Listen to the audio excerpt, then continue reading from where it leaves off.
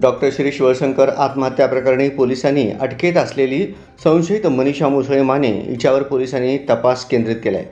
मात्र मनीषा मुसळे मानेच्या दाव्यामुळे पोलिसांच्या हाती पुन्हा दुपाटणी येण्याची शक्यता वर्तवण्यात येते। मनीषा मुसळे माने हिच्या बँक खात्यात 3 वर्षात आलेले पैसे हे पगाराचे आणि शेती घर घेण्यासाठी उसने घेतलेले आहेत, असे तिने वकील प्रशांत नवगिरे यांना सांगितले आहे। त्यामुळे मुसळे मानेच्या दिशेने तपास करणाऱ्या पोलिसांच्या हाती काय लागणार हे खरं प्रश्न आहे। मनीषा मुसळे मानेच्या बँक खात्यातील 70 लाख रुपयांच्या दिशेने पोलिसांनी डॉक्टर वळसंकर यांच्या आत्महत्येचा तपास सुरू केला आहे। पण वळसंकर हॉस्पिटलचे आर्थिक अधिकार मनीषा मुसळे माने हिला नव्हते। ती हॉस्पिटलमध्ये केवळ प्रशासकीय अधिकारी होती। तिच्या बँक खात्यातील पैसे हे शेती आणि घर घेण्यासाठी उसने घेतले आहेत, तसेच पगारीचीही काही रक्कम त्यात आहे, असे मनीषा मुसळे माने हिने आपल्या वकिलांना सांगितले आहे। त्यामुळे या दिशेने सुरू असलेल्या तपासात पोलिसांच्या हाती काय लागणार असा सवाल उपस्थित होत आहे। डॉक्टर शिरीष वळसंकर यांनी आत्महत्या करण्यापूर्वी त्यांना हॉस्पिटलची प्रशासकीय अधिकारी मनीषा मुसळे माने हिने 2 मुलांना मारून जाळून घेऊन आत्महत्या करण्याची धमकी दिली होती। त्याला वळसंकर कुटुंबीय जबाबदार राहील असा धमकीचा मेल मनीषा मुसळे माने हिने डॉक्टरांना पाठवला होता। त्यानंतर तिने डॉक्टर शिरीष वळसंकर आणि कुटुंबियांची माफीही मागितली होती। या प्रकारानंतर डॉक्टर वळसंकर यांनी आत्महत्येसारखे टोकाचे पाऊल उचलले होते। त्या मेलचा आधार घेऊन पोलिसांनी मनीषा मुसळे माने हिला अटक केली होती।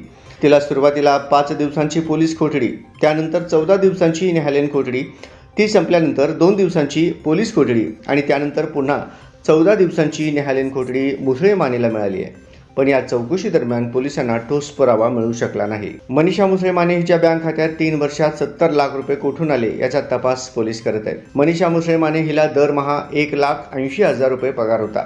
तिने घर बांधण्यासाठी तसेच इतर अडचणीच्या वेळी ओळखीच्या लोकांकडून उसने पैसे घेतले आहेत। ज्यांच्याकडून मनीषा मुसळे माने हिने ऑनलाईन पैसे घेतले होते ते त्यांना परतही देण्यात आले आहेत। मनीषा मुसळे माने हिच्या बँक खात्यात आलेल्या रकमेचा हिशेब करून तेवढ्या पैशाबाबत पोलिसांकडून मुद्दा उपस्थित केलाय। आर्थिक बाबींच्या तपासादरम्यान पोलिसांच्या हाती नेमके काय लागणार याकडे सर्वांचे लक्ष असणार आहे। मनीषा मुसळे माने हिच्या 3 बँक खात्यातील रकमेचा तपास करताना पोलिसांनी वळसंकर हॉस्पिटलमधील 5 जणांना बोलावून समोरासमोर चौकशी केली होती। या चौकशी दरम्यान मनीषा मुसळे माने हिने हॉस्पिटलच्या कोणत्याही व्यवहारात आपली सही नाही असे पोलिसांना सांगितले आहे। त्यामुळे मुसळे माने हिच्या आर्थिक गैरव्यवहारामुळे डॉक्टरांनी आत्महत्या केली असेल तर सुसाईड नोटमध्ये त्याचा उल्लेख का नाही असा सवाल उपस्थित केला जात आहे।